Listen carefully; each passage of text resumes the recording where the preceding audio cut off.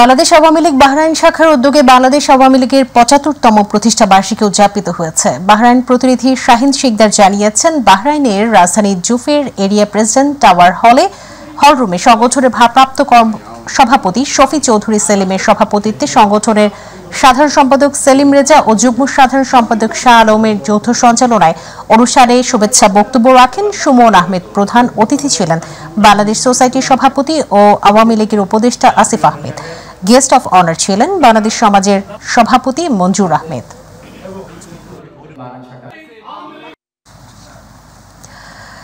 বাংলাদেশ জাতীয় সংসদের speaker doctor শিন শারমিন চৌধুরী এমপির সাথে মালয়েশিয়ার পার্লামেন্টে মালয়েশিয়ার হাউস অফ রিপ্রেজেন্টেটিভসের speaker Tan Sri Dato doctor Johari bin আব্দুলের দ্বিপাক্ষিক বৈঠক অনুষ্ঠিত হয়। মালয়েশিয়ার প্রতিনিধি আশরাফুল মামুন জানিয়েছেন, বৈঠককালে তারা দ্বিপাক্ষিক বন্ধুত্বপূর্ণ সম্পর্ক, বাণিজ্য বিনিয়োগ সম্পর্ক, আসিয়ারে বাংলাদেশের সদস্যপদ, রোহিঙ্গা ইস্যু, সংসদীয় মৈত্রী গ্রুপ সহ শ্রম বাজার, শিক্ষা ও পর্যটন সংক্রান্ত বিষয়ে আলোচনা করেছেন।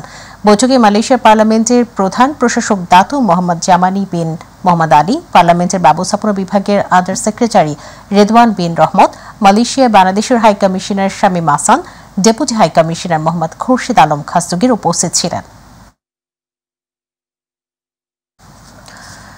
মালয়েশিয়ায় ম্যাসেজ সেন্টার ও হোটেল ব্যবসার আড়ালে অসামাজিক কার্যকলাপের দায়ে বিভিন্ন দেশের মোট ৭৫ জন নারী পুরুষকে গ্রেফতার করেছে দেশটির ইমিগ্রেশন পুলিশ। মালয়েশিয়ার প্রতিনিধি আশরাফুল মামুন জানিয়েছেন, গোয়েন্দা তথ্যের ভিত্তিতে রাজধানীর কুয়ালালামপুরের ৬টি এলাকায় এবং শালম এলাকার ৬টি স্থানে অভিযান চালিয়ে তাদের গ্রেফতার করা হয়েছে। এ সময় বিদেশি পাসপোর্ট, নগদ অর্থ, মোবাইল ফোন, কম্পিউটার ও 10টি রেজিস্টার বুক সহ বিভিন্ন সরঞ্জাম উদ্ধার করেছে পুলিশ।